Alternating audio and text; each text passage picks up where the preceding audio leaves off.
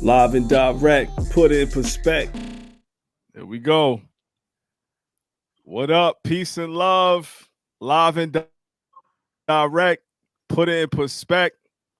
It's your boy B Mad. I got my boy Raymundo Telemundo. Hit your SAP button. My QU Connect BQE. What's going on, brother?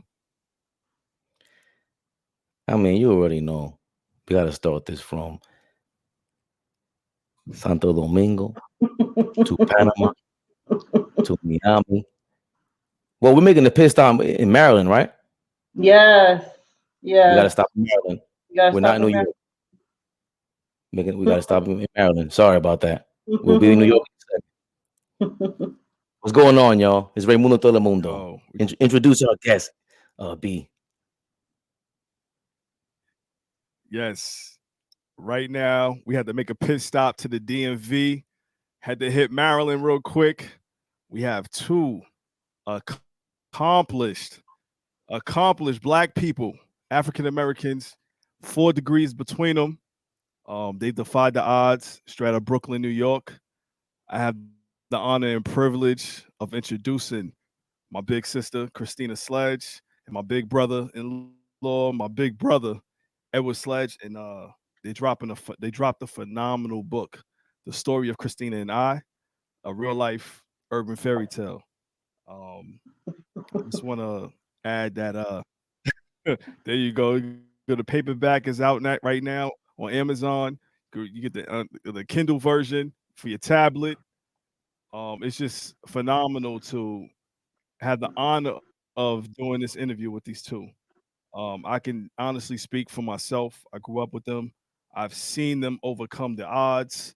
I've seen them come up from the struggle to where they are today. They're two successful people, and it's just an honor and privilege to have this opportunity to interview you too.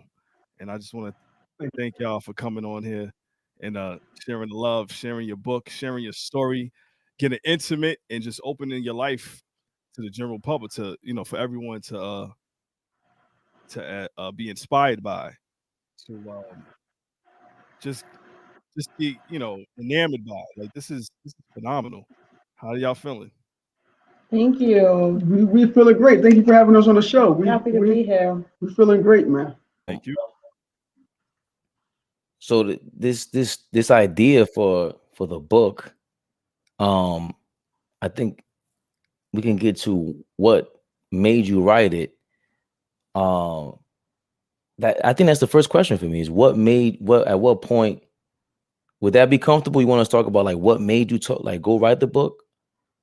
Sure. Or do you want to lead up to that point? All right. So where were you in your life that you said, I'm going to write a book?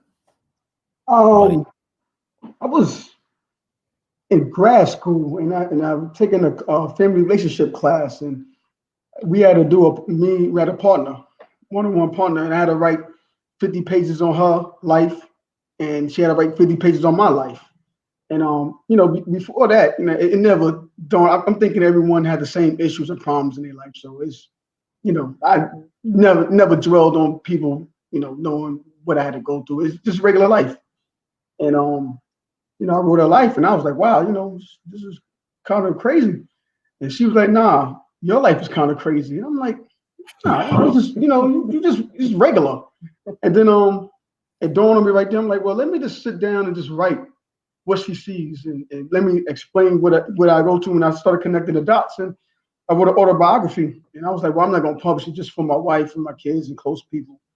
And then I was like, well, I was going to publish it, but I can't tell my life without this woman. So I let her read it, and I convinced her, like, hey, come on, we can do this together. And that's the beauty of it. It's 2 points of views. It's not just me telling the whole story. It's her, like, her heartache, her, what she was feeling when we first got married. And, I'm excited. And she's like, wow, like, what just happened? I wanted to marry this woman since high school. Just couldn't do it legally. So that's how it came apart. That's how it came on. Yeah. And then, the biggest thing that we really started to see was the fact that we had all these connections before we even met, you know, that we didn't know about. And that to it in itself was just remarkable.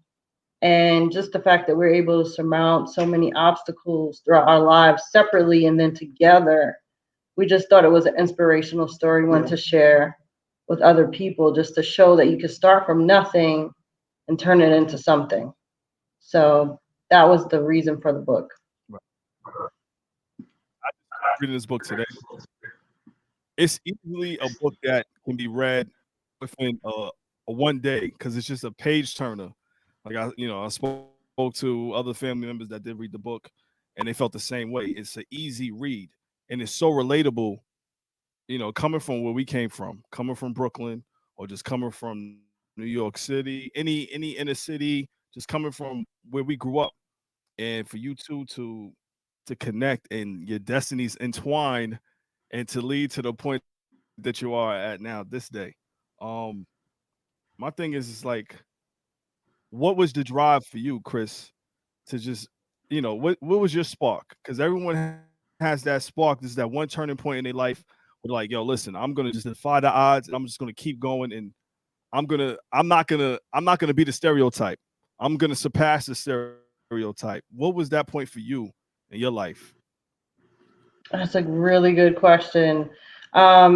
It came about when I saw, you know, where we lived at. There were definitely lots of bright spots, but then there were spots where I saw a woman struggling. I saw that, you know, depending on what your decisions were in life, you could have a good road, an easy road, or maybe a rough road. And so I want to say I was probably about 10 years old when I really made the ultimate decision to say, you know what, I'm going to college.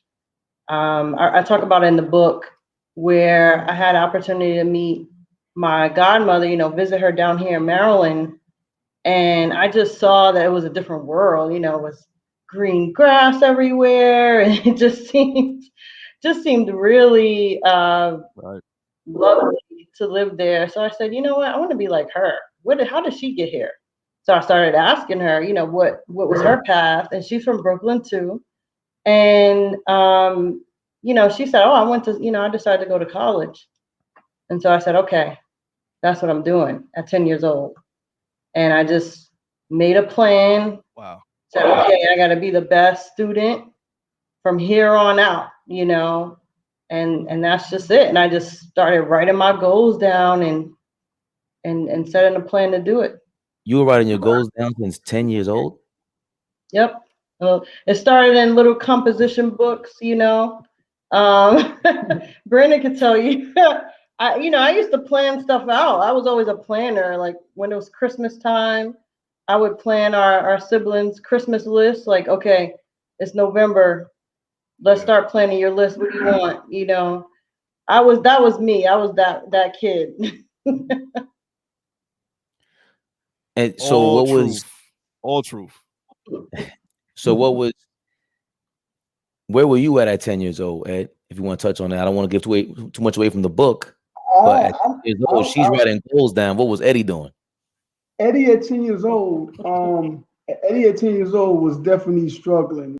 The most exciting thing I did when I was 10 years old was go to a Met game by myself.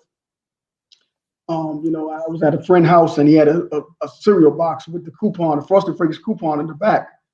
You know, you get a free ticket and you get free ice cream and a free soda. So, and all through the book, you see that the thing that makes me happy is baseball. You know, I mean, I love football, but my best sport is baseball. I love it. And you know, I asked him, can I have the coupon? He was like, yeah. You know, I mean, people in my neighborhood knew that, you know, I didn't have what anyone else had. So yeah, I took the coupon and jumped on 2 trains and went to the Met game, went in there. Only had to have $1.25 to get back. And that's the most exciting thing I did by myself at 10 years old. Other than that, the rest wasn't planning no goals. That was big. That was big. That was big. That is crazy because just think about it now. Like kids nowadays at 10 years old are not hopping on the train to go to Citi Field or the Yankee Stadium. Just the mentality back then. I don't care who you watch. It was just different. Like it was a little bit more maturity. Like you had to grow up faster. And then, you know, reading reading a book and reading your point of view, Eddie, like you was like forced, you was in an adult situation, you was in an adult environment, so you were forced to kind of mature earlier than most. And like it's like reading your point of view, and your point of view is the first part of the book. It felt like when I started reading it, and I'm reading about the odds that you had to overcome, the tragedy you dealt with. It's like, when I read that book, is certain music plays in my mind, like the soundtrack. Like, what was the soundtrack for you? For me, when I was reading your part, it felt like Inner City Blues by Marvin Gaye was playing, because this shit was just rough. It was just real. Like, that Bobby Womack. Yeah. But see, I never looked at it like that. I just looked at it like this was life. Like, like when I came back from the Met game, I told my father, and he was like, "Oh, okay," because no one else liked baseball. So it was like, long you back safely, you're not kidnapped or like that. So I had to do it myself. I wanted to do it, but it wasn't like, "Oh, why didn't you tell me? I could have went with you," or you could have been kidnapped. It was none of that. It was like, "Okay, I'm glad you're back safely." Speak more to like, what was the environment that you were? That's why Chris was sitting down writing notes, and she was this. At that point, you can tell in the book that part of your writing is different than later on. This is all over the place almost, and you're just recalling and like sitting on a therapist's couch and just shooting everything out. So, what gave you the balls to shoot up from Brooklyn, take 2 trains to go to Queens? Like, what was that environment like in Brooklyn to give you that catapult? It was I just think that everyone in Brooklyn had struggles like me or lived like me, so I didn't look at it differently. But it was crazy, This is the beginning of the crack era. So I have cousins, smoking crack in my bathroom. Like you can smell the burnt rubber. You seen crack pipe, you seen burnt chicken bones, because they smoking chicken bones. That way you get pulled over by the cops in the street, you're not arrested. You got chicken bone in your pocket. Needles, bags. Sometimes we had to break the door down to get someone that was stuck in the bathroom out the bathroom. There no food. We used to. Looking back at it, it's like I'm glad my kids don't have to go there.